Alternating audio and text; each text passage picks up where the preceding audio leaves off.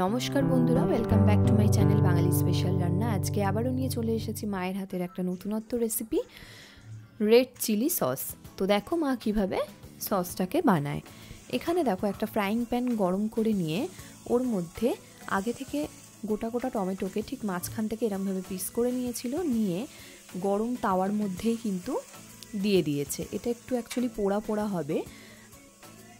আমরা মানে টমেটোর তো আমরা ভর্তা খেয়ে থাকি এরকম পুড়িয়ে বেশ নুন তেল দিয়ে লঙ্কা দিয়ে মেখে, কিন্তু এটা দিয়েও যে একটা সস বানানো যায় সেটা মা এখানে করে দেখিয়েছে। তো দেখো এবারে দিয়ে দিচ্ছে রসুন কোয়া। রসুন কোয়া নিয়েছে কিন্তু 10 থেকে 12টা। একটা রসুনের ফ্লেভার থাকলে খেতে সুন্দর লাগে।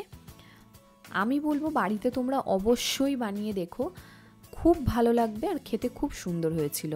এবারে দেখো 4টে লাল লঙ্কা নিয়েছে, নিয়ে ওটাকেও কিন্তু পোড়ানোর জন্য দিয়ে দিয়েছে। তবে খুব বেশি কিন্তু পোড়া হলে হবে না, একটু হালকা হালকা করে পুড়িয়ে পুড়িয়ে ভাজতে হবে।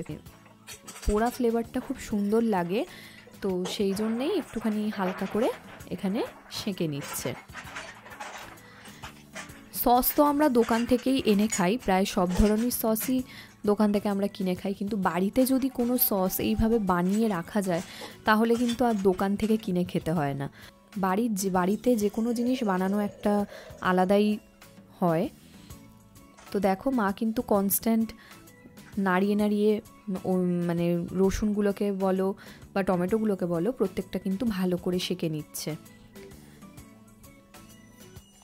তোমরা যারা আমাদের চ্যানেলে নতুন তারা কিন্তু অবশ্যই বাঙালি স্পেশাল রান্না চ্যানেলটিকে সাবস্ক্রাইব করে দিও, আর পাশে থাকা বেল আইকনটিতে কিন্তু ক্লিক করতে হবে সবার আগে মজাদার রেসিপির ভিডিও পাওয়ার জন্য।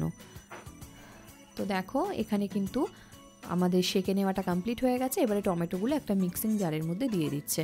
তোমরা যদি এখানে মনে করে থাকো যে টমেটোর ওই ওপরের খোসাটা দেবে না, সেটাও কিন্তু তোমরা তুলে ফেলে দিতে পারো। মা আর এখানে আলাদা করে ফেলে দেয়নি, একসঙ্গেই করে নিয়েছে।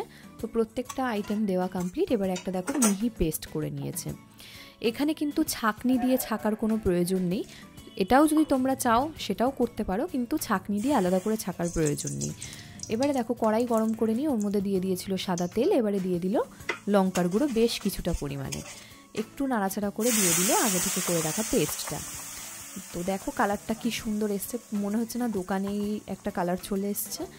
তো দেখো এবারে ভালো করে লঙ্কার গুঁড়োটার সঙ্গে এটাকে বেশ মাখিয়ে নিতে হবে। এবারে দিয়ে দিল পরিমাণ মতো নুন। নুনটা যেহেতু আগে দেওয়া ছিল না, এটা কিন্তু পরে দিচ্ছে, খুব বুঝে শুনে দিতে হবে। এবারে দিয়ে দিল চিনি। চিনিটাও পরিমাণ বুঝে দিতে হবে, খুব বেশি মিষ্টি হয়ে গেলে খেতে ভালো লাগবে না। এর সাথে দিয়ে দিয়েছে চাট মশলা, আর দেবে ভিনিগার। দিলে বেশ টক মিষ্টি ঝাল ব্যাপারটা থাকে। এবারে দিয়ে দিল কিষানের টমেটো কেচাপ। কিষানের টমেটো সস দিয়েও কিন্তু একটা নতুন ধরনের সস তৈরি হয়ে গেল। তো দেখো কালারটা কি সুন্দর দেখতে হয়েছে। আমাদের কিন্তু সস কমপ্লিট হয়ে গেছে বানানো। এটা তোমরা 2 দিন থেকে 3 দিন রেখে খেতে পারবে, যে কোনো কিছুর সঙ্গেই খাওয়া যায়। খেতে তো খুব সুন্দর হয়েছিল, সেই জন্যেই এতবার বলা। তোমাদের যদি কোনো রেসিপি আমাদের চ্যানেল থেকে জানার থাকে তাহলে অবশ্যই আমাদের চ্যানেলে কমেন্ট করে জানিও কী ধরনের রেসিপি দেখতে চাইছো। আমরা চেষ্টা করব সেই ধরনের রেসিপি তোমাদের সঙ্গে শেয়ার করার। তো দেখো কালারটা ঠিক দোকানের মতো এসছে না। আর এই সস রেসিপিটা যদি তোমাদের ভালো লেগে থাকে তাহলে লাইক শেয়ার কমেন্ট করতে ভুলো না। Tata, thank you.